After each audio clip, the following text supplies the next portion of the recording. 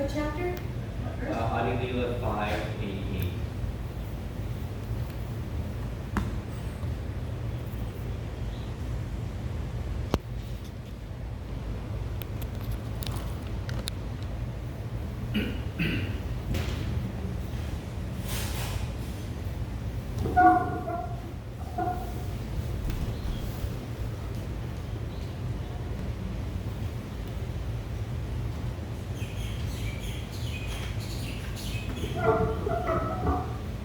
Om Jnanatimbrandasya Gnanana Shlakaya Chakshurmilitam Yena Tasmai Shri Gurave Namaha Shri Chaitanya Manobishtam Shtapitam Yena Bhutale Svayam Rupakada Mahyam Dadati Svapadantikam Vandeham Shri Guru Shri Yuta Parakamalam Shri Gurun Vaishnavam Cha Shri Rupam Sagrajatam Sahagana Raghunatham Vitam Tam Sajivam Sadvaitam Sadhutam Parijana Sahitam Krishna Chaitanya Devam Shri Radha Krishna Padam Sahagana Lalita Shri Vishakam Cha Namo Vishnu Padaya Krishna Prashtaya Bhutale Shri Mate Bhakti Vedanta Swami Namine Namaste Saraswati Deve Gauravani Pracharine Nirvishesha Shunyavadi Paschatya Deshatarine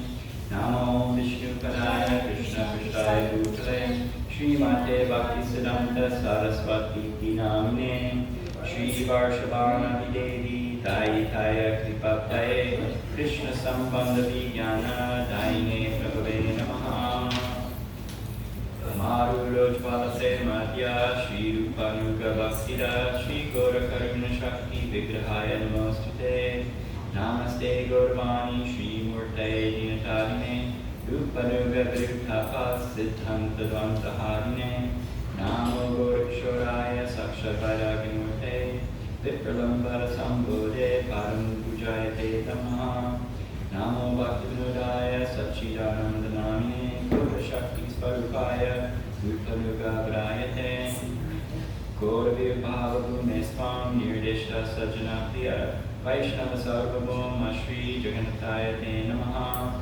Panchakalpatrubhascha Kripa-sindhu Bevacha Patitanam Pavanebhyo Vaishnavebhyo Namo Namaha.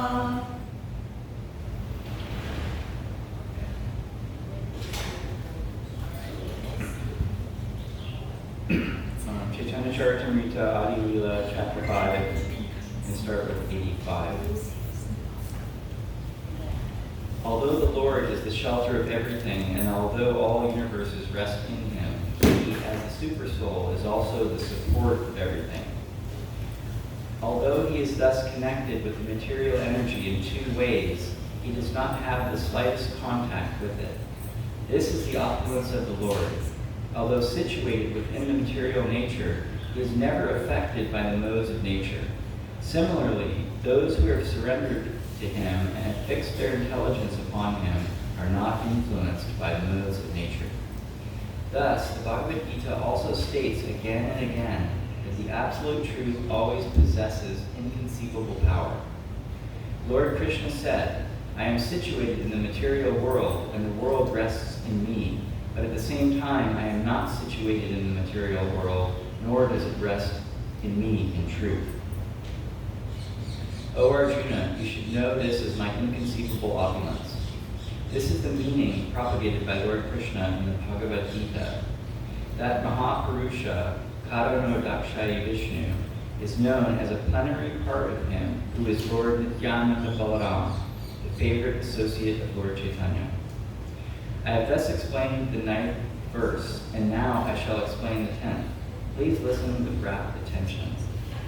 I offer my full obeisances unto the feet of Sri Nityanandaram, a partial part of whom is Garbhodakshaya Vishnu. From the navel of Garbhodakshaya Vishnu sprouts the lotus that is the birthplace of Brahma, the engineer of the universe. The stem of that lotus is the resting place of the multitude of planets. After creating millions of universes, the first Purusha entered into each of them in a separate form as Sri Garbhodakshaya. Entering the universe, he found only darkness with no place in which to reside. Thus he began to consider.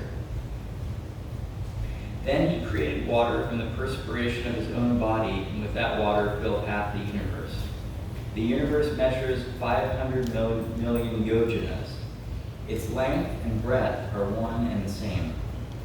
After filling half the universe with water, he made his own residence therein and manifested the 14 worlds in the other half. There he manifested Vaikuntha as his own abode and rested in the waters on the bed of Lord Shesha. He lay there with Ananta as his bed. Lord Ananta is a divine serpent having thousands of heads, thousands of faces, thousands of eyes, and thousands of hands and feet. He is the seed of all incarnations and is the cause of the material world. From his navel grew a lotus flower, which became the birthplace of Lord Brahma. Within the stem of that lotus were the 14 worlds. Thus the Supreme Lord, as Brahma, created the entire creation. And as Lord Vishnu, he maintains the entire world. Lord Vishnu, being beyond all material attributes, has no touch with the material qualities. Assuming the form of Rudra, he destroys the creation. Thus creation, maintenance, and dissolution are created by his will. He is the Supersoul, Hiranyagarbha, the cause of the material world. The universal form is conceived as his expansion.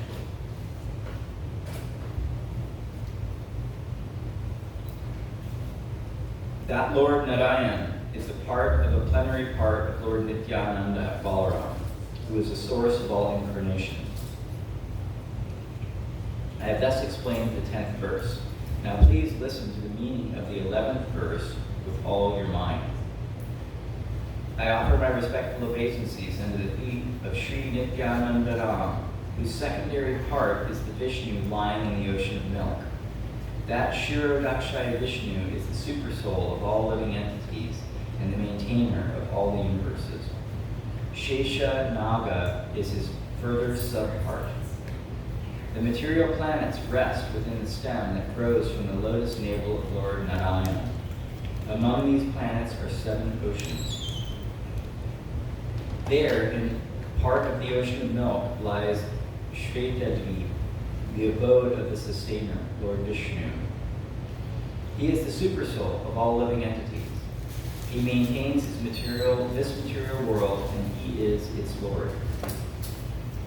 In the ages and millenniums of Manu, he appears as different incarnations to establish the principles of real religion and vanquish the principles of irreligion. Unable to see him, the demigods go to the shore of the ocean of milk and offer prayers to him.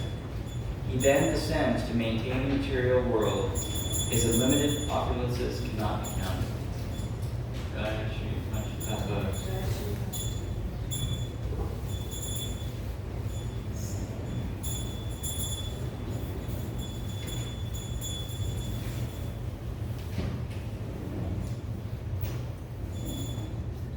Unable to see him, the demigods go to the shore of the ocean of milk and offer prayers to him. He then descends to maintain this material world. His unlimited opulences cannot be counted. That Lord Vishnu is but part of a plenary portion of Lord Nityananda, who is the source of all incarnations. That same Lord Vishnu, in the form of Lord Shesha, holds the planets upon his heads. Although he does not know where they are, for he cannot feel their existence upon his heads. His thousands of extended hoods are adorned with dazzling jewels surpassing the sun.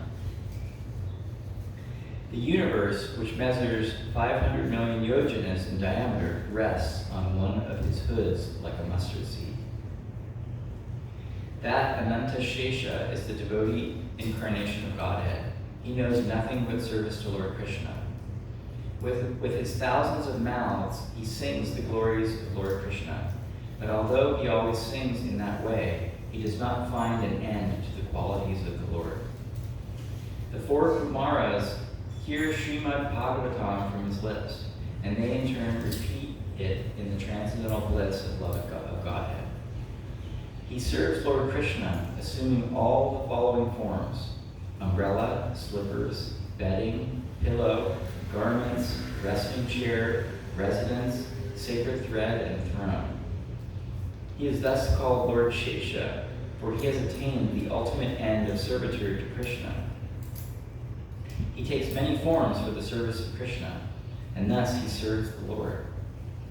That person of whom Lord Ananta is a kala, or part of a plenary part, is Lord Nityananda Prabhu, who, therefore, can know the pastimes of Lord Nityananda. From these conclusions, we can know the limit of the truth of Lord Nityananda, but what glory is there in calling him Ananta? But I accept it as the truth because it has been said by devotees. Since he is the source of all incarnations, everything is possible in him. They know that there is no difference between the incarnation and the source of all incarnations. Previously, Lord Krishna was regarded in the light of different principles by different people.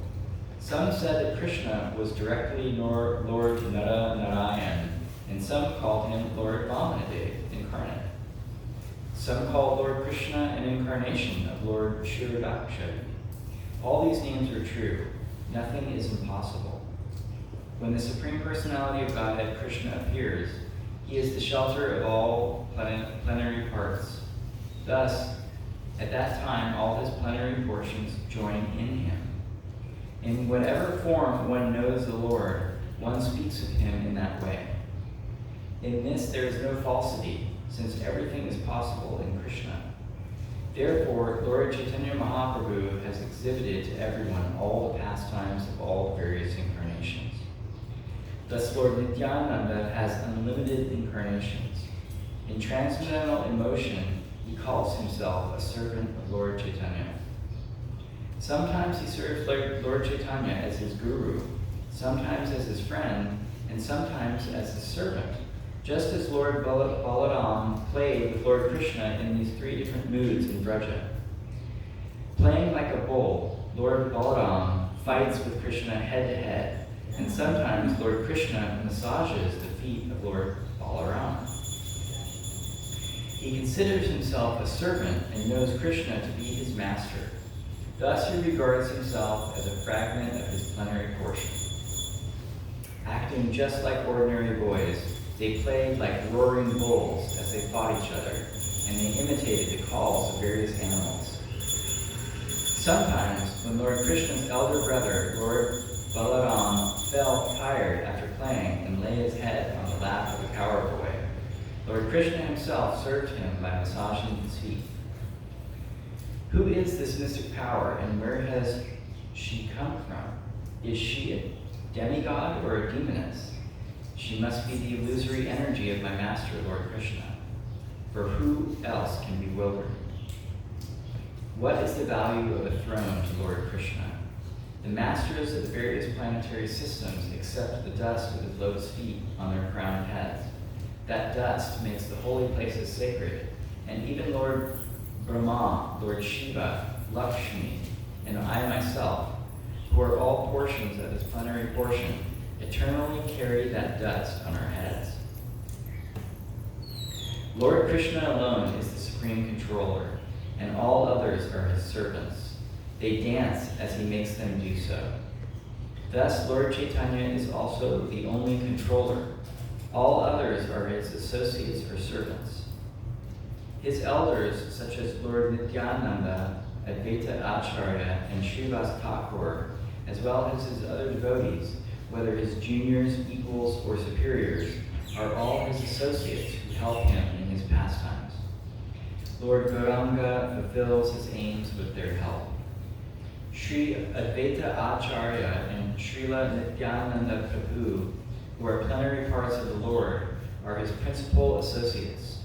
With these two, the Lord performs his pastimes in various ways. Lord Advaita Acharya is directly the Supreme Personality of Godhead. Although Lord Chaitanya accepts him as his preceptor, Advaita Acharya is a servant of the Lord. I cannot describe the truth of Advaita Acharya. He has delivered the entire world by making Lord Krishna descend. Lord Nityananda Swarup formerly appeared as Lakshman and served Ramachandra as his younger brother. The activities of Lord Ram were full of suffering, but Lakshman, of his own accord, tolerated that suffering. As a younger brother, he could not stop Lord Rama from his resolution, and so he remained silent, although unhappy in his mind. When Lord Krishna appeared, he, Balaram, became his elder brother to serve him to his heart's content and make him enjoy all sorts of happiness. Sri Rama, Sri Lakshmana, who are plenary portions of Lord Krishna, and Lord Balaram, respectively, entered into them at the time of Krishna's and Balaram's appearance. Krishna and Balaram represent themselves as younger brother and elder brother, but in the scriptures they are described as the original Supreme Personality of Godhead and his expansion. I worship Govinda, the primeval Lord, who, by his various plenary portions, appears in the world in different forms and incarnations, such as Lord Ram, but who personally appears in his supreme original form as Lord Krishna. Lord Chaitanya is the same Lord Krishna, and Lord Nityananda is Lord Balaram. Lord Nityananda fulfills all of Lord Chaitanya's desires. The ocean of Lord Nityananda's glories is infinite and unfathomable. Only by his mercy can I touch even a drop of it. Please listen to another glory of his mercy. He made a fallen living entity climb to the highest limit. To disclose it is not proper, for it should be kept as confidential as the Vedas. Yet I shall speak of it to make his mercy known to all. O Lord Nityananda, I write of your mercy out of great exultation. Please forgive me for my offenses. Lord Nityananda Prabhu had a servant named Sri Minaketana Ramdas, who was a reservoir of love. At my house there was Sankirtan day and night, and therefore he visited there, having been invited. Absorbed in emotional love, he sat in my courtyard, and all the Vaishnavas bowed down at his feet. In a joyful mood of love of God, he sometimes climbed upon the shoulder of someone offering obeisances, and sometimes he struck others with his flute or mildly slapped them. When someone saw the eyes of Minaketana Ramdas, tears would automatically flow from his own eyes, for a constant shower of tears flowed from the eyes of Minaketana Ramdas. Sometimes there were eruptions of ecstasy, like kadamba flowers on some parts of his body, and sometimes one limb would be stunned while another would be trembling. Whenever he shouted aloud the name Nityananda, the people around him were filled with great wonder and astonishment. One respectable Brahmana named Sri Gunarnava Mishra was serving the deity. When Meena Ketana was seated in the yard, this Brahmana did not offer him respect. Seeing this, Sri Ramdas became angry and spoke. Here I find the second Romaharshan Sutta, who did not stand to show honor when he saw Lord Balaram. After saying this, he danced and sang to his heart's content, but the Brahmana did not become angry, for he was then serving Lord Krishna. At the end of the festival, Minaketana Ramdas went away, offering his blessings to everyone. At that time, he had some controversy with my brother. My brother had firm faith in Lord Chaitanya, but only a dim glimmer of faith in Lord Nityananda. Knowing this, Sri Ramdas felt unhappy in his mind. I then rebuked my brother.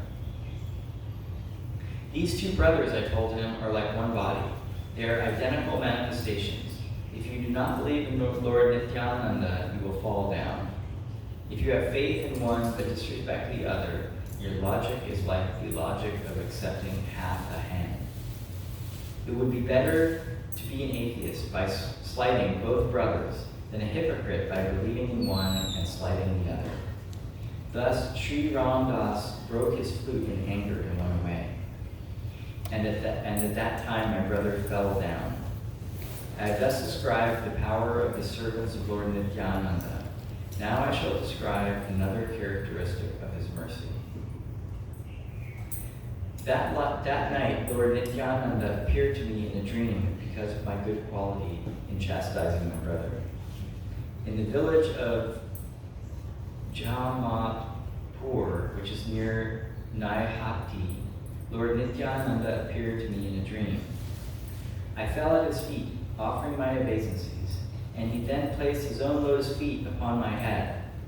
"Arise, get up," he told me again and again. Upon rising, I was greatly astonished to see his beauty.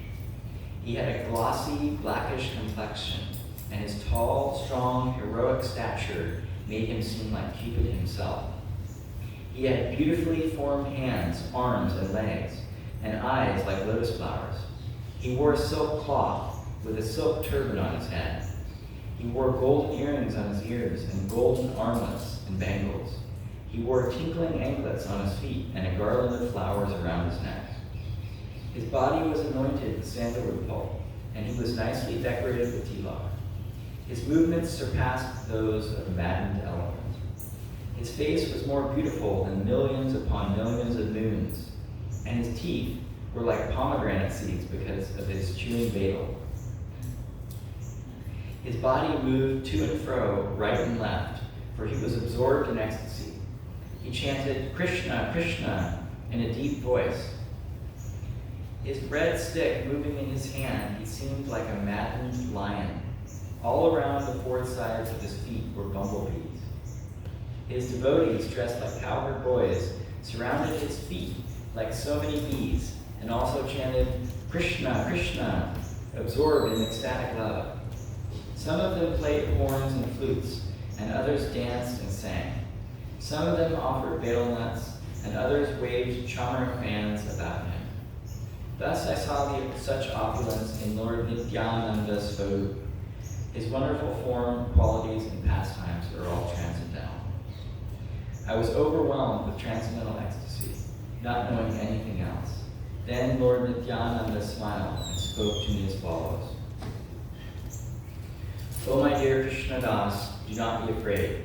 Go to Vrindavan, for there you will attain all things." After saying this, he directed me towards Vrindavan by waving his hand. Then he disappeared with his associates.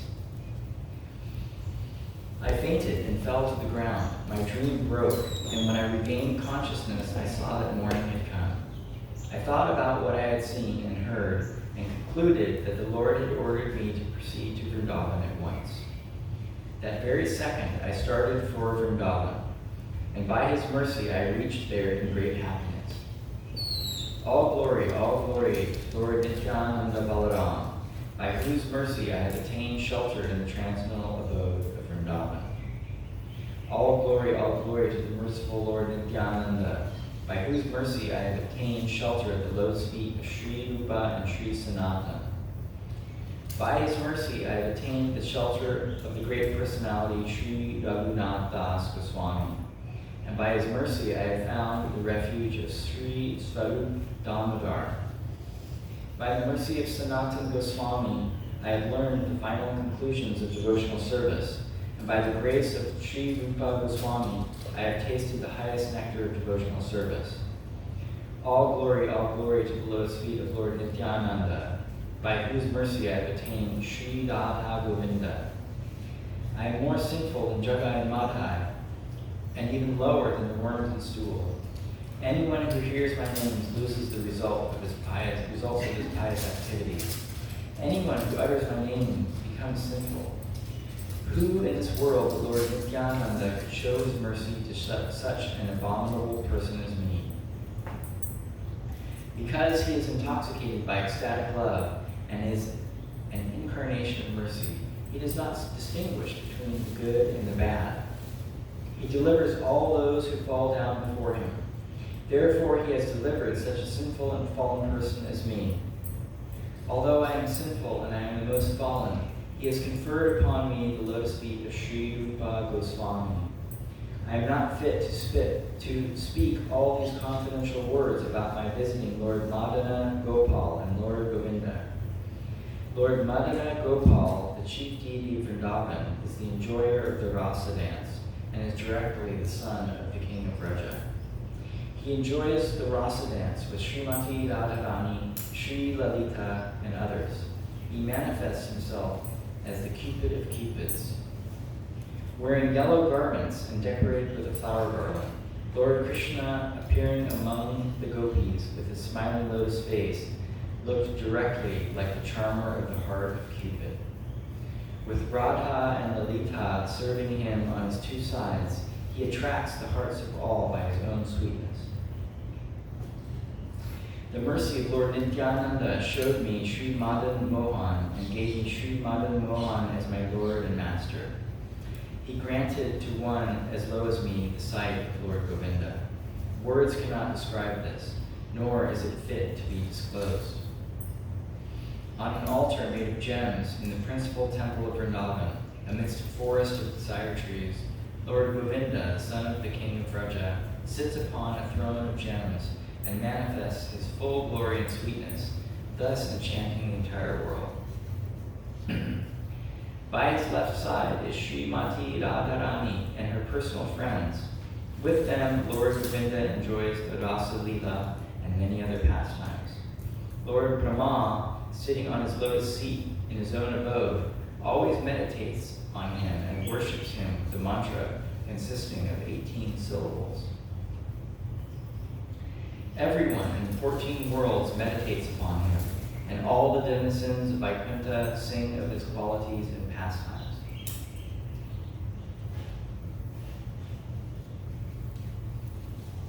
The goddess of fortune is attracted by his sweetness, which Srila Rupa Goswami has described in this way.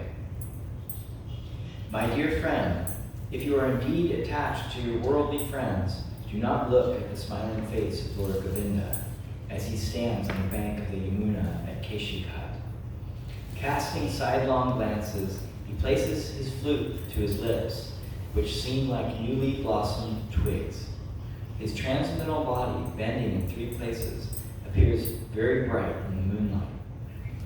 Without a doubt, he is directly the son of the king of Vraja. Only a fool considers him a statue. For that offense, he cannot be liberated. Rather, he will fall into a terrible hellish condition. What more can I say? Should I say? Therefore, who can describe the mercy of the lotus feet of him, Lord Nityananda, by whom I have attained the shelter of this Lord Govinda?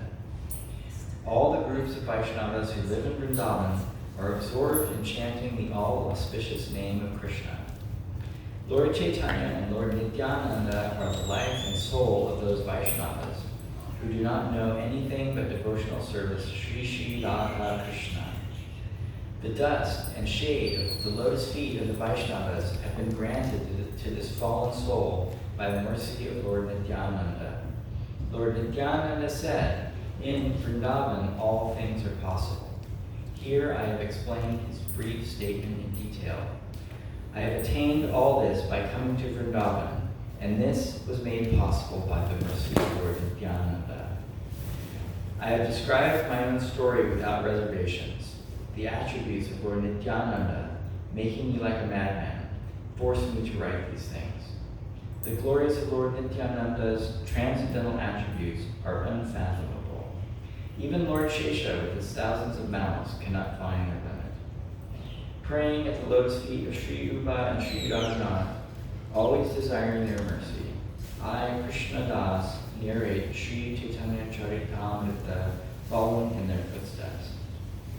That's the end of chapter 5. Jai. Sri Chaitanya Charitamrita ki jai. And we're stopping at 5. What's the verse? That's the end of chapter 5. Okay, It's the good. beginning of chapter 6. Yes. That's enough. How many in chapter 6? Chapter 6 is the glories of Sri Advaita Acharya. It's 120. That last one was 200 and 35. So this next, the Adi 6 is the glorious of Sri Advaita Acharya. Okay, I think it's nice and clean. It's 6. I agree. Whatever you want to do. If you want to stop at a nice spot.